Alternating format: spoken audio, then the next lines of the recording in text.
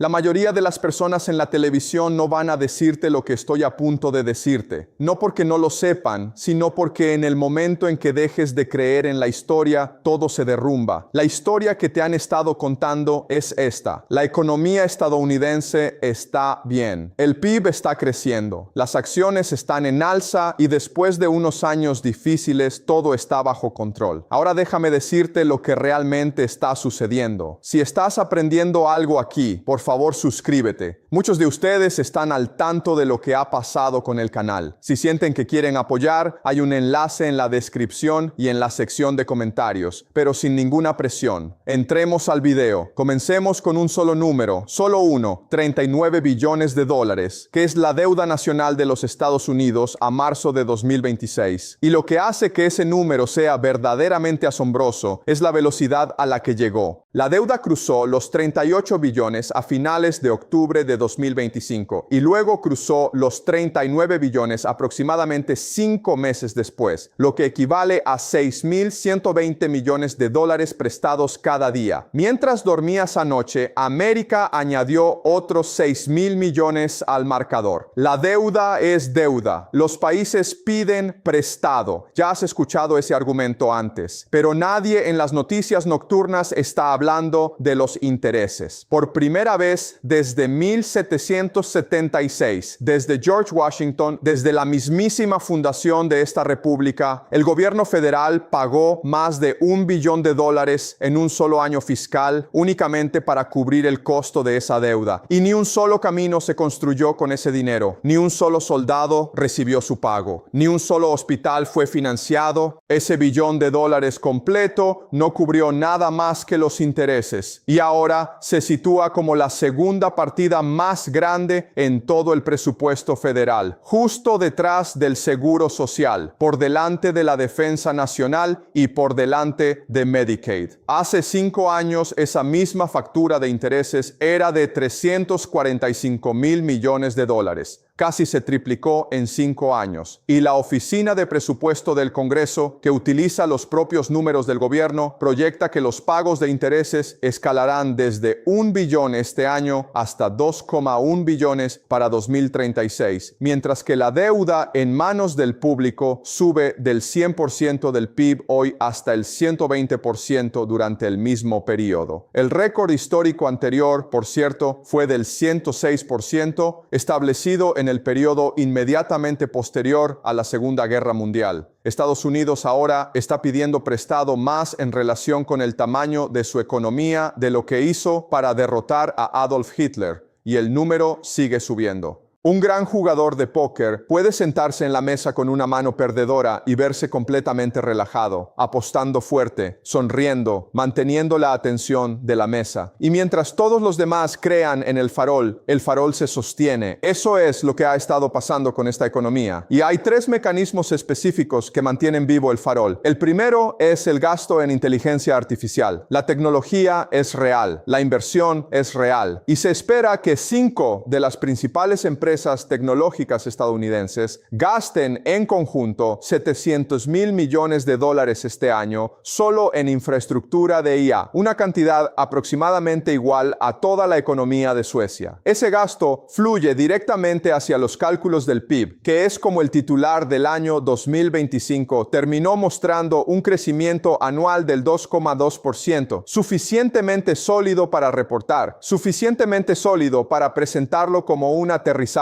suave. Lo que no se reporta es que la mayor parte del costoso hardware de IA, los semiconductores y el equipamiento, se importa del extranjero y las importaciones se restan del PIB, lo que significa que una gran parte de ese impresionante gasto en IA eran estadounidenses comprando cosas a otros países. Cuando los investigadores ajustaron por el factor de importación, la contribución real de la IA al crecimiento doméstico cayó a entre el 20 y el 25% 1% de lo que el número bruto sugería. El farol parecía más grande que la mano. El segundo mecanismo es la distorsión comercial. A principios de 2025, las empresas se apresuraron a acumular bienes importados antes de los aranceles, y ese aumento de importaciones hizo que el PIB pareciera más débil. Una vez que llegaron los aranceles y las importaciones cayeron, el PIB pareció más fuerte. La misma economía, distintas apariencias, y nada de eso reflejaba que los estadounidenses se hubieran vuelto más productivos o más prósperos. Y la tercera señal llegó en el último trimestre de 2025, cuando el PIB registró apenas un 1,4% anualizado, la lectura más débil en un año. Para el primer trimestre de 2026, el número se volvió negativo con un 0,3% negativo anualizado, el primer trimestre negativo desde principios de 2022. Y fue entonces cuando el farol comenzó a mostrar sus grietas. Esto es lo que le está pasando a la gente real que vive dentro de esta economía, porque aquí es donde los números se vuelven personales. La deuda total de los hogares estadounidenses alcanzó los 18,8 billones de dólares en el cuarto trimestre de 2025, un récord. Y los saldos de tarjetas de crédito solos llegaron a 1.277 billones de dólares, también un récord, el saldo más alto que el Banco de la Reserva Federal de Nueva York ha registrado desde que comenzó a hacer seguimiento en 1999. Los saldos de tarjetas de crédito han aumentado en 57,000 millones de dólares desde el primer trimestre de 2021. Y lo que hace que ese aumento sea tan revelador es la razón por la que la gente carga esos saldos. El 55% de los estadounidenses con deuda rotatoria en tarjetas de crédito las utilizan para cubrir gastos esenciales, es decir, comida, servicios básicos y necesidades elementales cargadas a una tarjeta que cobra un 22,3% de interés anual. Para ser concretos, $50 en comestibles pagados con el mínimo de una tarjeta terminan costando más de $60 un año después, y el titular de tarjeta promedio que carga un saldo debe casi $8,000. Andrew Hauser, cofundador de Achieve, describió esta situación con una frase que vale la pena repetir: para todos los demás, el triaje financiero y los sacrificios son una forma de vida. Triaje financiero es lenguaje hospitalario. La gente está haciendo triaje con sus facturas. Y luego están los préstamos estudiantiles, donde una sola estadística cuenta toda la historia. La tasa de morosidad grave, es decir, con 90 días o más de atraso, se situaba en el 0,7% a finales de 2024. Un año después, a finales de 2025, ese número había llegado al 16,19%, un aumento de 23 veces en 12 meses, impulsado por el fin de las protecciones de pago de la era pandémica. Para principios de 2026, aproximadamente 1 de cada 4 prestatarios de préstamos estudiantiles estaba en mora, aproximadamente el triple de la tasa prepandémica. Y esto no aparece en ninguno de los titulares económicos llenos de confianza. El empleo debería ser el ancla, aquello que permite a la gente cargar deudas y seguir adelante. Y aquí está la situación real del mercado laboral. En febrero de 2026 se perdieron 92,000 empleos, frente a una previsión que pedía una ganancia de 59,000, y el crecimiento del empleo se ha vuelto negativo en 5 de los últimos 9 meses. El desempleo subió al 4,5% y sigue en ascenso, mientras que Goldman Sachs proyecta un crecimiento que se desacelerará a entre el 1,25 y el 1,75% en la segunda mitad del año. Los propios economistas de Goldman llaman a ese rango velocidad de punto muerto, que es su manera de decir que el motor está funcionando, pero un mal giro lo manda todo al caos. Para los estadounidenses de entre 16 y 24 años, el desempleo ha estado por encima del 10% durante 6 meses consecutivos, y los propietarios de pequeñas empresas, que representan la verdadera columna vertebral económica de la mayoría de los pueblos estadounidenses, informaron en sus propias encuestas que la proporción que espera crecimiento de ingresos cayó a su nivel más bajo desde 2020. Sus expectativas de contratación cayeron a mínimos de varios años al mismo tiempo. Lo que hace que el mercado laboral sea especialmente engañoso es que los despidos siguen siendo bajos, lo que evita que el número de desempleo titular suba de forma visible. Pero la contratación se ha congelado esencialmente. La Reserva Federal de Dallas estima que el crecimiento de empleo necesario actualmente para mantener el desempleo estable es de alrededor de 34,000 empleos por mes, el nivel más bajo de todo el periodo pospandémico, lo que significa que el listón se ha bajado tanto que un número que habría sido alarmante hace unos años ahora se reporta como estable. El listón se movió, no la economía. Ahora, aquí hay una verdad que casi nadie en la televisión dirá claramente. Esta economía funciona de maravilla para algunas personas y erosiona silenciosamente el suelo bajo los pies de todos los demás.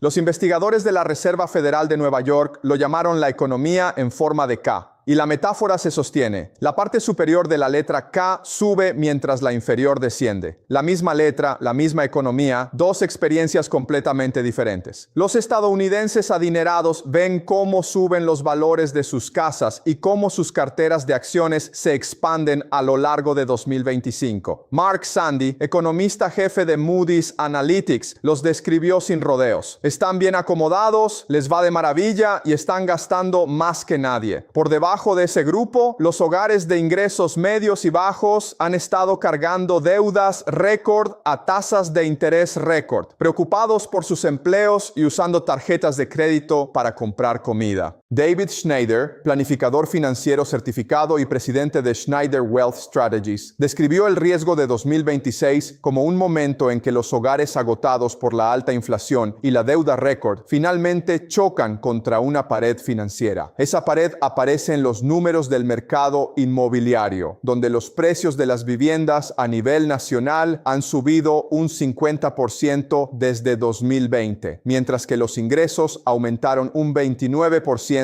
durante el mismo periodo. La brecha de 21 puntos entre esos dos números es la raíz de la crisis de asequibilidad. Y la tasa hipotecaria fija a 30 años que ronda entre el 6,3 y el 6,5% lo empeora, porque una hipoteca de $400,000 a las tasas actuales cuesta más de $2,500 al mes, en comparación con los aproximadamente $2,000 a las tasas del 3% de 2021.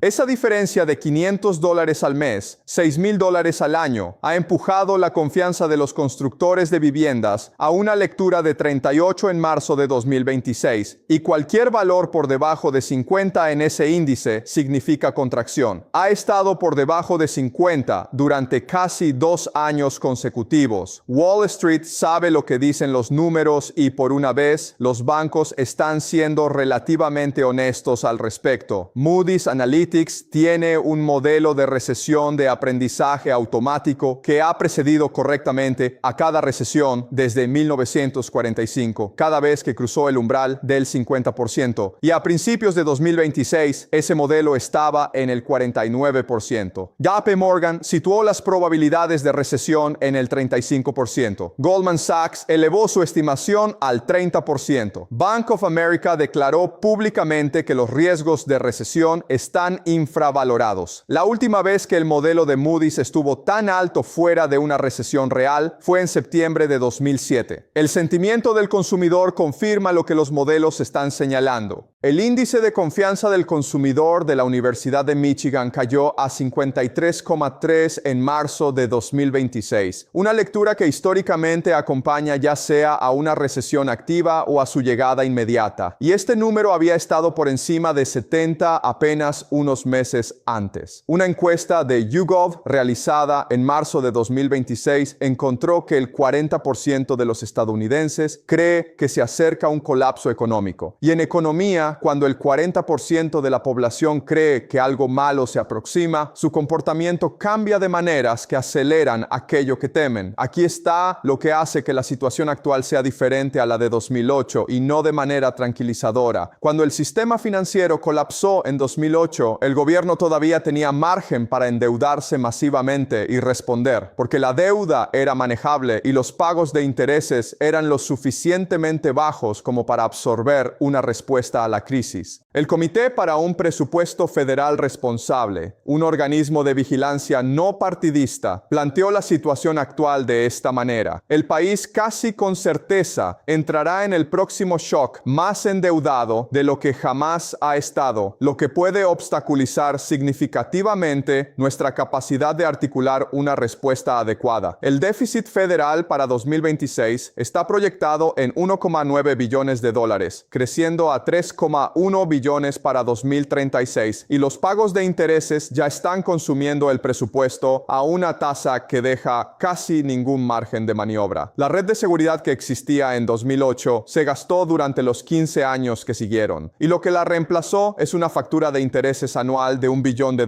que cobra su pago antes de que el Congreso pueda financiar cualquier otra cosa. La economía estadounidense en 2026 no es en realidad estable. Actúa estabilidad y lo hace bien, a través de números del PIB que oscurecen lo que los impulsa, cifras de desempleo que miden más los despidos que la contratación y estadísticas de vivienda que describen un mercado donde la mayoría de las familias trabajadoras no pueden permitirse comprar una casa. Debajo de toda esa actuación se encuentra deuda récord en todos los niveles, desde el gobierno federal hasta el titular individual de una tarjeta, un mercado laboral que se ha congelado en lugar de crecer, una lectura de confianza del consumidor cerca del territorio de recesión y un modelo de recesión de Moody's a un solo dato de cruzar el umbral. Nunca lo ha cruzado sin que una recesión siguiera. La presión es visible para cualquiera que esté dispuesto a mirar los números reales. La pregunta no es si está acumulándose, porque claramente lo está, sino si estás posicionado para absorber lo que sucede cuando finalmente se libera. De acuerdo, eso es lo que había que decir. Ahora ya lo sabes.